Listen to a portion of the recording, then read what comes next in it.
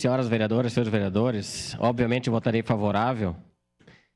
E lhe dizendo, vereadora Rose, que a missão é extremamente importante. É um debate que requer humildade, respeito, posições firmes, união, mas o principal, argumentos consistentes. Se fosse tão fácil, eu já estaria aqui.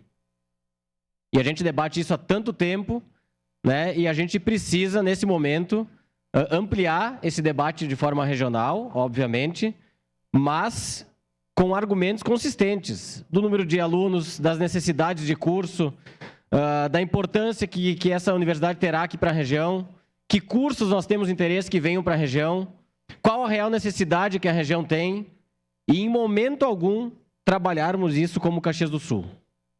A Universidade Federal ela virá para cá sendo uma universidade regional e que tem abrangência, inclusive, estadual. Então, é um tema muito importante, muito sério e que requer, além de posições firmes, argumentos muito consistentes para que a gente possa conquistar algo que até hoje está no sonho de toda a região. Então, senhor presidente, obviamente votarei favorável.